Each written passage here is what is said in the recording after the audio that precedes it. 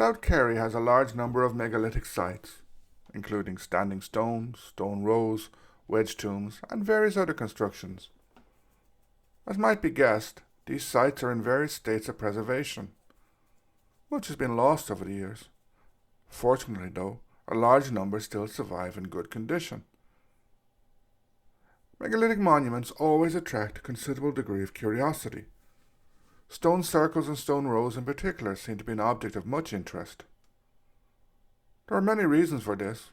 One is that they are very impressive as monuments. Another is that there seems to be a large degree of fascination with the links between these constructions and astronomy, since many have precise solar or lunar alignments. However, as will be seen below, it's not always possible to identify these alignments. Megalithic tombs also attract attention, especially large and well-preserved ones like the iconic Poulnabarone Portal Tomb in Clare. From my point of view, all these monuments are very interesting and have their own special beauty and even magic or mystery. Moreover, the fact that we know so little about who built these monuments also increases the fascination with them. In the spectacular landscape of South Kerry, their mystery and beauty resonates very loudly, as does the link with the distant past. In this video, I want to discuss 5 of the best megalithic sites in South Kerry. This is purely a personal choice, but I hope you'll visit these sites someday. Let me know what you think in the comments below, and feel free to make suggestions of other places. Whether in Kerry or elsewhere in Ireland, or even outside Ireland, I'm always interested in discovering new sites.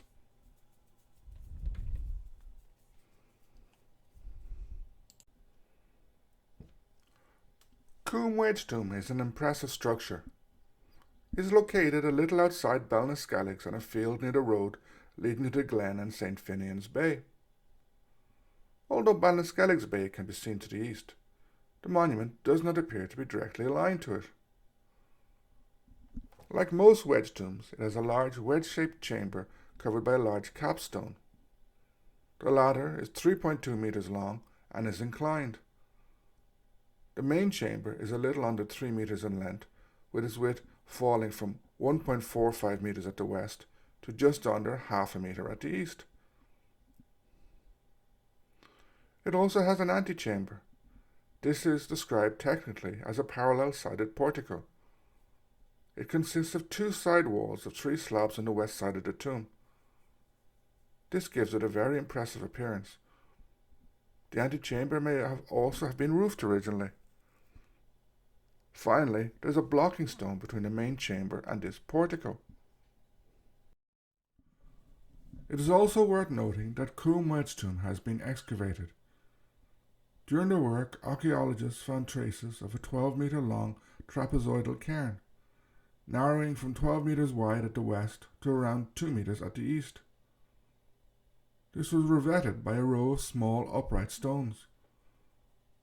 The tomb was thus, at one stage, probably covered by this cairn. However, it appears that the cairn may only have been in existence for a short period, and was actually removed before the growth of the surrounding bog. We have no idea why this was done, or by whom, showing that although our knowledge about many of these structures is increasing, there's still so much we do not know, and a lot we'll probably never know.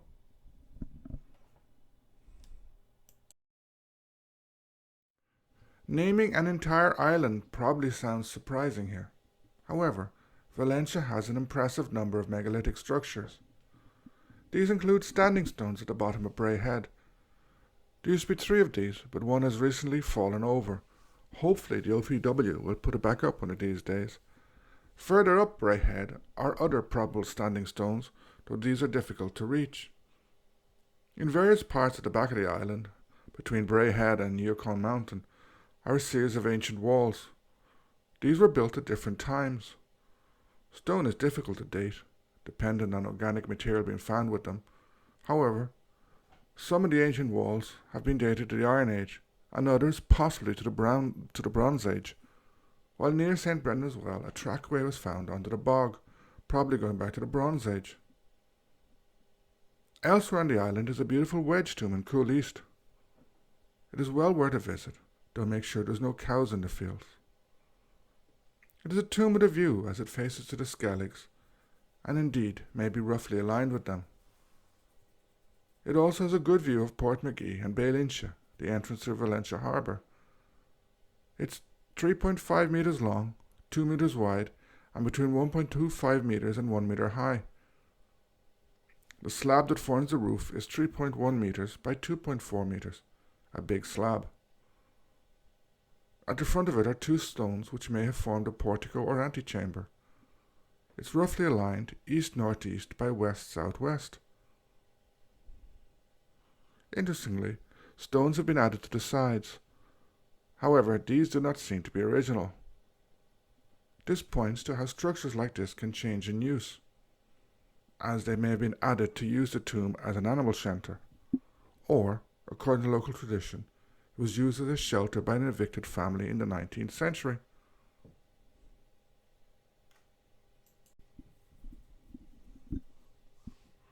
There was another Wedge tomb elsewhere on the island, but appears to have been destroyed many years ago. In the lighthouse there is a magnificent standing stone. And finally, there are a number of promontory forts around the island. One of these, Ghallán, has two standing stones marking the entrance to it. It's not easy to visit, as it is on the cliffs at Cool at the back of the island. Nevertheless, it is really worth it. Between its megalithic sites, its other ancient history, such as the tetrapod, monastic sites, Ghallán, and Cromwellian forts, and indeed the more recent history related to the transatlantic cable, Valentia certainly has a lot to offer.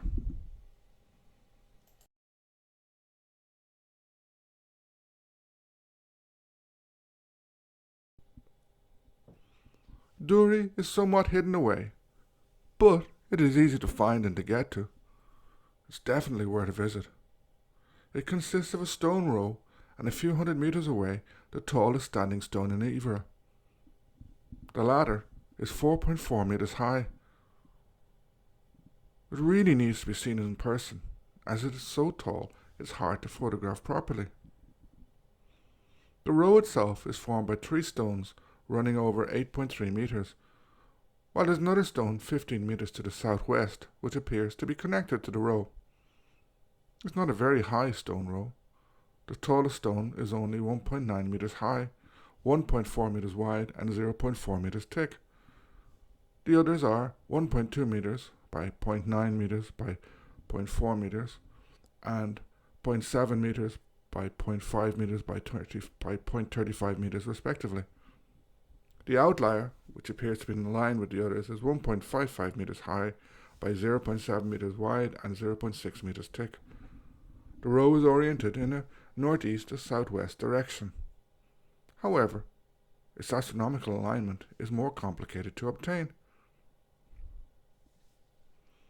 It's worth turning the discussion now to the relationship between stone rows and astronomy, since this and the final 2 sites are all stone rows.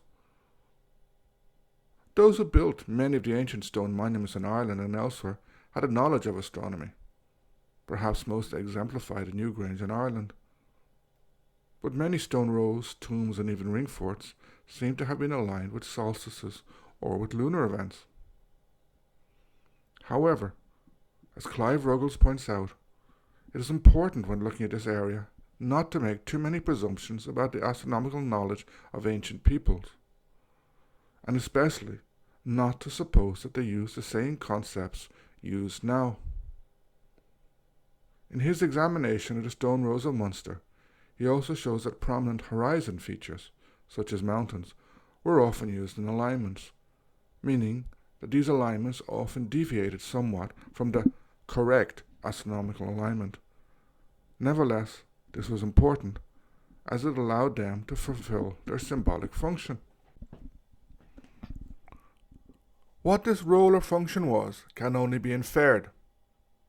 For example, Rialaigh Stone Row is aligned with the northern limit of what is called the major lunar standstill. According to Lynch, Doory had a different alignment, one that is almost the opposite, as it is aligned to the west of the southern limit of the major lunar standstill. Ruggles, however, obtains a slightly different alignment, pointing to the difficulty of measuring and accurately telling these alignments. The southern limit of the major lunar standstill is the most southern point of an 18.6-year cycle, which indicates that those who built it had a good knowledge of astronomy. But it's useful to take Ruggles' warning into account here, that while stone rows were aligned with astronomical events, prominent horizon features also played a role. In addition, it is possible, as suggested by Burrell, that rather than being astronomical observatories, these stones were used to mark seasonal changes, especially midwinter. This was something of profound importance in an agricultural society, which was dependent on this knowledge for its food production. This is an area in which conflicting claims can often be found, and it is important here to admit our uncertainty. Indeed, it is interesting that in recent years the field of archaeoastronomy has expanded. Undoubtedly, many of these monuments have astronomical alignments, but in a way the growth of the field highlights the difficulties in this field, and the space for debate and the proposal of new theories.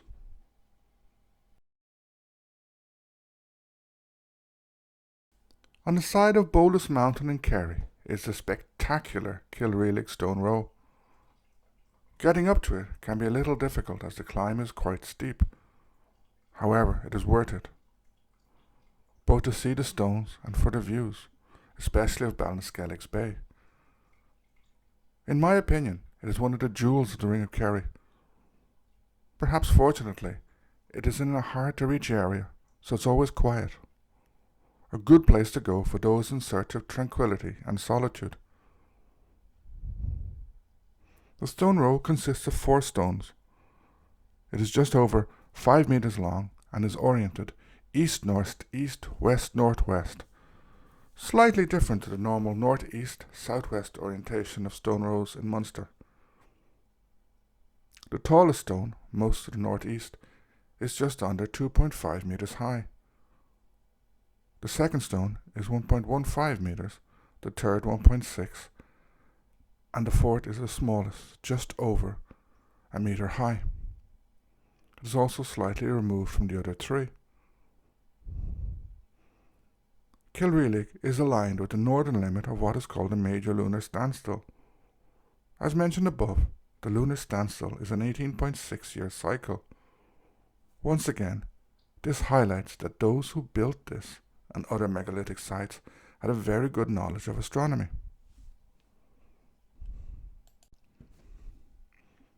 I'll return to discuss astronomy and alignment in the final site. For now, I want to turn to mythology. Rialaigh is associated with Gaelic mythology, and specifically with the arrival of the Milesians in Ireland. Similar to nearby Eightercua, Rialaigh also marks the grave of a Milesian noble who died in their attempts to make landfall. In this case, Eireann, son of Mill.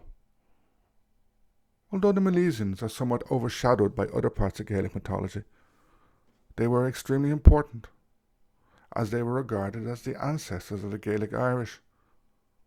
Indeed, their story is told in Leabhar Gabála Éireann, popularly known as the Book of Invasions, which is the Gaelic mythological history of the settling of Ireland. Moreover, as the Kerry poet and writer Paddy Bush has shown, the Milesians were said to have landed in Wardaville and are associated with various monuments around South Kerry, while the Ballinascalig's Bay area and Loch Ghallán, or Loch Luiach in Irish, are tied into the beautiful Song of Mergin, a beautiful poem which forms a core part of Leabhar Gabála.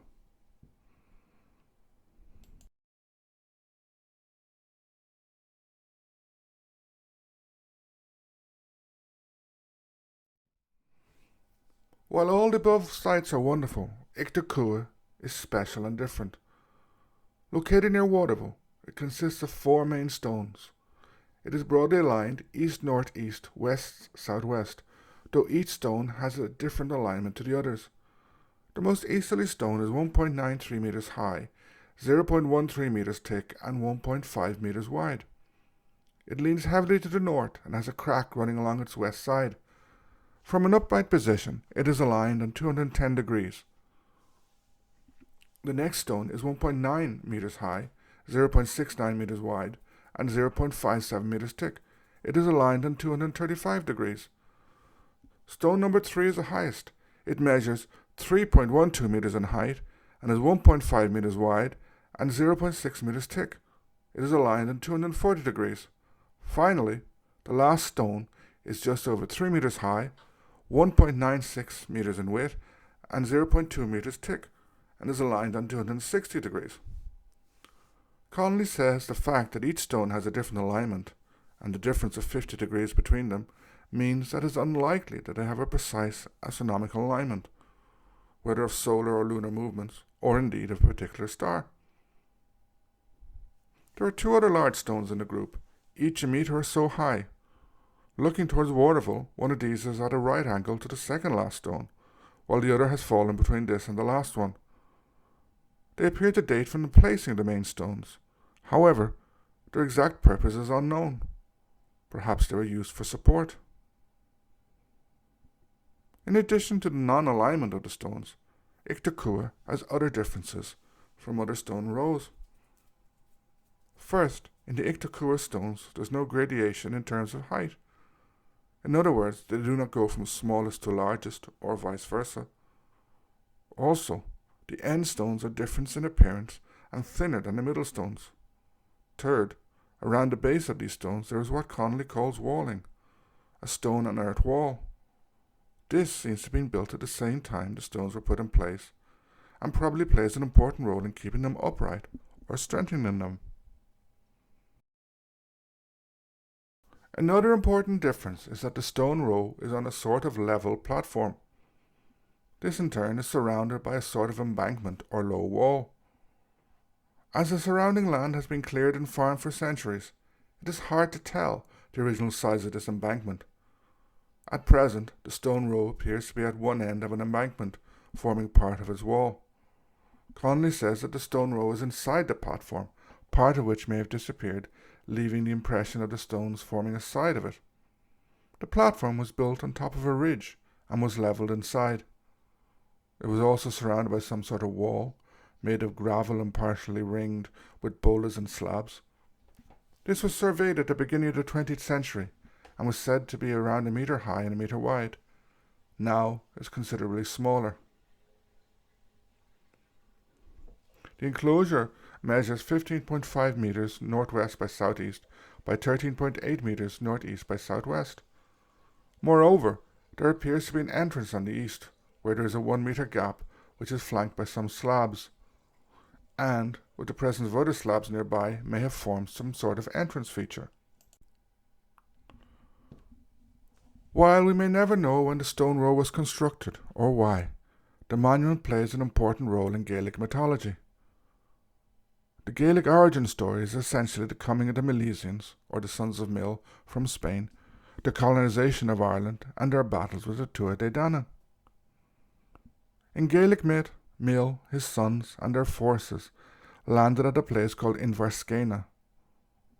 Although this place name is now applied to Kenmare, the Waterville-based poet and writer Paddy Bush convincingly argues that it should be Ballinaskellig's Bay.